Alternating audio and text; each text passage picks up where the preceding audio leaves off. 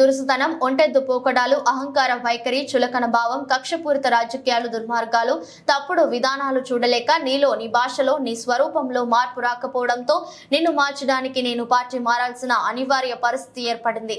వినుకొండ మాజీ ఎమ్మెల్యే మక్కెన ఆంజనేయులు గారి నేతృత్వంలో పార్లమెంటు సభ్యులు లావు శ్రీకృష్ణదేవరాయలు గారు, నేను, మా మిత్ర బృందం అందరం కూడా గౌరవ పెద్దలు మాజీ ముఖ్యమంత్రి వర్యులు నారా చంద్రబాబు నాయుడు గారి సమక్షంలో, ఆంజనేయులు గారి సమక్షంలో మేమందరం కూడా తెలుగుదేశం పార్టీలో చేరేదానికి నిర్ణయించుకున్నామని ఈ సందర్భంగా తెలియజేస్తున్నాను. ఈ పార్టీలో మేము రావడానికి ఉన్నటువంటి ఆవశ్యకతను కూడా మీ అందరూ కూడా వివరించాల్సిన బాధ్యత నా మీద ఉంది. మొట్టమొదటి నుంచి కూడా కాంగ్రెస్ పార్టీలో ఉంటూ కాంగ్రెస్ పార్టీ ద్వారా వివిధ పదవుల్ని సర్పంచ్ నుంచి ఎమ్మెల్యే వరకు కూడా అనుభవించడం జరిగింది. జిల్లా అధ్యక్షుడిగా కూడా ఇటు ఆంజనేయులు గారు తెలుగుదేశం అనుకుంటే, నేను కాంగ్రెస్ తరఫున 7 సంవత్సరాల పాటు జిల్లా అధ్యక్షుడిగా పనిచేశాం. మరి ఆ విధంగా జిల్లా స్థాయిలో పనిచేసినటువంటి మేము అనివార్య పరిస్థితుల్లో 2019లో వైసీపీలో రావడం జరిగింది. ఈ 5 సంవత్సరాల కాలంలో కూడా మరి వైసీపీలోనే ఉంటూ కొనసాగుతూ ఈ రోజున మళ్ళా ఎన్నికల సమయం ముందు మేము తెలుగుదేశంలో రావాల్సినటువంటి ఆవశ్యకత ఏర్పడింది.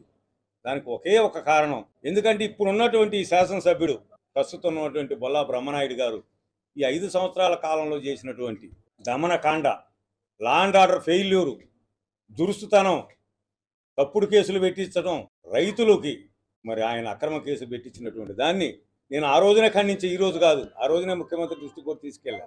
మాట్లాడితే నేను తప్ప ఈ నియోజకవర్గానికి ఎవరు అభివృద్ధి చేయలేదని నోటి దురుస్తనంతో మాట్లాడినటువంటి వాస్తవాన్ని గత 4 సంవత్సరాల నుంచి అందరం చూస్తా ఉన్నాం. నేను అనేక సందర్భాల్లో వ్యక్తిగతం కూడా చెప్పా, నువ్వు 10వ శాసనసభ్యుడివి, 10 మంది అభివృద్ధి చేశారు, నీ ముందున్నటువంటి ఆంజనేయులు గారు చేశారు, ఆ ముందున్నటువంటి నేను చేశాను, నా ముందున్నటువంటి యలమందరావు గారు చేశారు, పులుపుల వెంకటశివ గారు చేశారు. ఈ విధంగా అందరం చేస్తేనే ఇది అయిందయ్యా, నువ్వు ఒక్కడు చేసింది కాదు.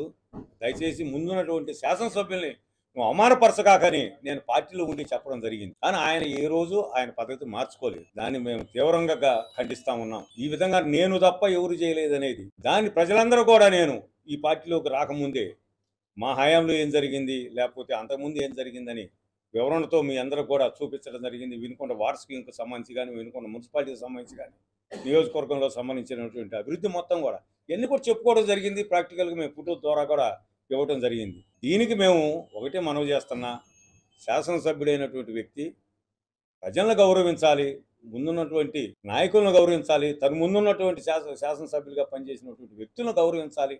ఇది ఒక మంచి సాంప్రదాయం. ఈ సాంప్రదాయాన్ని ఈయన తప్ప అందరూ మేము పాటిస్తూ వచ్చినాం. రాజకుమార్ గారు పాటించారు, యలమందరావు గారు పాటించారు, గంగినేని గారు పాటించారు, నేను పాటించా, ఆంజనేయులు గారు పాటించారు. ఈ గౌరవించే సంస్కృతికి భిన్నంగా ఆయన వ్యవహరించాడు కాబట్టి తప్పనిసరిగా రాబో రోజుల్లో ప్రజలు ఖచ్చితంగా దానికి తగిన రీతిలో సమాధానం చెబుతారని ఈ సందర్భంగా మనవి చేస్తున్నా.